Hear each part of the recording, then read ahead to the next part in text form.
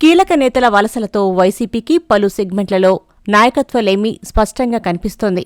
ఒకవైపు పోయేవారు పోతుండగా పార్టీ పెద్దలు కొందరు నేతలకు చెక్ పెట్టడానికి పావులు కదుపుతున్నారట.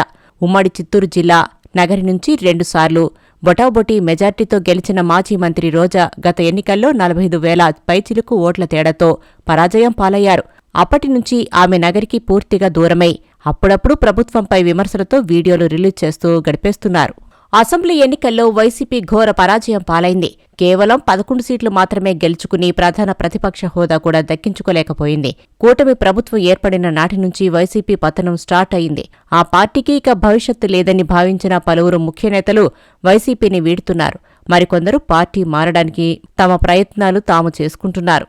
ఇప్పటికే ఆ పార్టీకి చెందిన మాజీ మంత్రులు, మాజీ ఎంపీలు, తాజాగా రాజ్యసభ సభ్యులు సైతం జగన్కి గుడ్ బై చెప్పి తలో దారి చూసుకున్నారు. ఫలితంగా క్షేత్రస్థాయిలో ఆ పార్టీకి బలమైన నాయకులు కొరత ఏర్పడింది. ఇలాంటి పరిస్థితుల్లో ఉన్న నాయకుల్ని కాపాడుకోవడంతో పాటు కొత్తవారిని చేర్చుకోవడానికి ఏ పార్టీ అయినా, ఏ రాజకీయ నాయకుడైనా ప్రయత్నిస్తారు. కానీ వైసీపీలో మాత్రం సీన్ రివర్స్ అవుతోందట. మాజీ మంత్రి రోజాను పార్టీ నుంచే సాగనంపే ప్రయత్నాలు జరుగుతున్నాయని ప్రచారం జరుగుతోంది. రోజా సేవలు ఇక చాలని, నగరిలో బలమైన నాయకుడు అవసరమని వైసీపీ అధినేత జగన్ భావిస్తున్నారట. ఇందులో భాగంగానే గాలి ముద్దుకృష్ణమనాయుడు రెండో కుమారుడు గాలి జగదీష్ని వైసీపీలోకి చేర్చుకునేందుకు సిద్ధమయ్యారట. తన అన్న నగరి టీడీపీ ఎమ్మెల్యే గాలి భానుప్రకాష్తో విభేదిస్తున్న జగదీష్ నగరిలో వైసీపీ ఫ్లెక్సీలతో అప్పుడే హడావుడి మొదలుపెట్టేశారు. జగదీష్ చేరికపై రోజాకు కనీస సమాచారం కూడా ఇవ్వలేదట. నగరి నియోజకవర్గానికి రోజాను దూరం చేయాలనే జగన్ ఈ నిర్ణయం తీసుకున్నట్లు ప్రచారం జరుగుతోంది. గత అసెంబ్లీ ఎన్నికల సమయంలో రోజా నాయకత్వాన్ని నగరి వైసీపీ శ్రేణులు తీవ్రంగా వ్యతిరేకించాయి. గ్రామస్థాయిలో సర్పంచుల నుంచి జెడ్పీటీసీల వరకు చాలా మంది వైసీపీ నాయకులు రోజాని వ్యతిరేకించి రోజాకు వ్యతిరేకంగా పనిచేశారు. ఇప్పటికీ ఆమె నాయకత్వాన్ని వ్యతిరేకిస్తూనే ఉన్నారు. పార్టీ అధినేత జగన్కు రోజాపై అనేక ఫిర్యాదులు కూడా చేశారు. ఈ క్రమంలోనే ఇక రోజా సేవలకు సెలవు చెప్పాలని జగన్ డిసైడ్ అయ్యారట. వాస్తవానికి జగన్ కష్టాలలో ఉన్నప్పుడు రోజా వైసీపీ కోసం చాలా ఫైట్ చేశారు. ఆయన ప్రత్యర్థులు చేసిన కామెంట్స్, విమర్శలకు స్ట్రాంగ్ కౌంటర్ ఇచ్చేశారు. ప్రత్యర్థులపై తనదైన శైలిలో ఫైర్ అవుతూ ఫైర్ బ్రాండ్గా గుర్తింపు పొందారు. మరి అలాంటి నాయకురాలిని జగన్ దూరం పెట్టాలని భావిస్తున్నట్లు వస్తున్న వార్తలు సంచలనం రేపుతున్నాయి. రోజాకు ఎత్తు పెట్టడం వెనుక మాజీ మంత్రి పెద్దిరెడ్డి రామచంద్రారెడ్డి కీలక పాత్ర పోషిస్తున్నారట. ఎన్నికలకు ఇంకా చాలా టైం ఉంది. ప్రభుత్వం మీద ప్రజలకు నమ్మకముంది. వైసీపీ హయాంలో జరిగిన దందాలు రోజుకొకటి బయటపడుతున్నాయి. కొన్ని చోట్ల వైసీపీ తిరిగి సమాధానం చెప్పుకోలేని పరిస్థితుల్లో ఉంది. గతంలో జరిగిన దాడులు, దౌర్జన్యాల గురించి సామాన్య జనం కూడా నోరు తెరిచి చెప్పుకుంటున్నారు.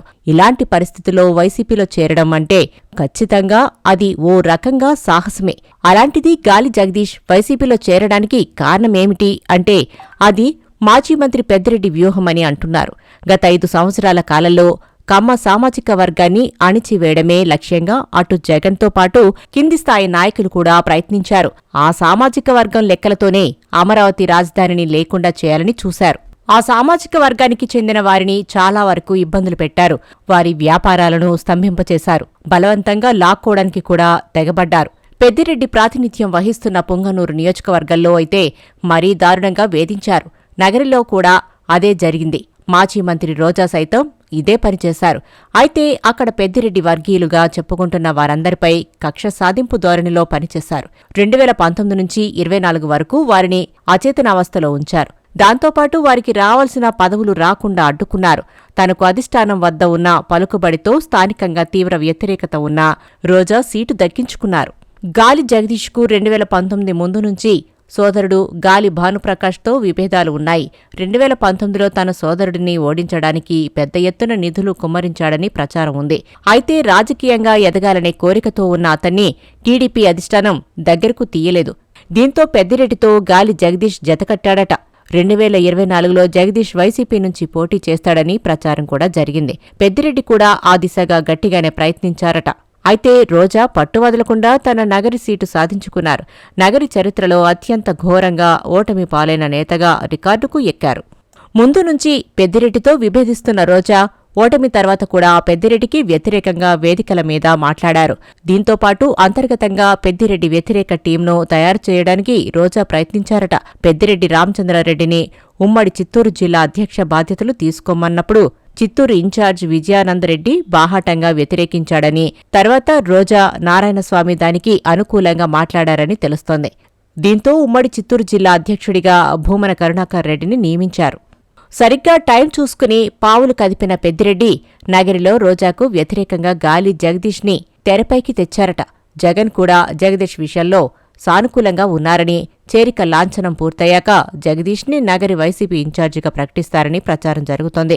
అయితే రోజా వర్గీయులు దాన్ని కొట్టి పారేస్తున్నారు.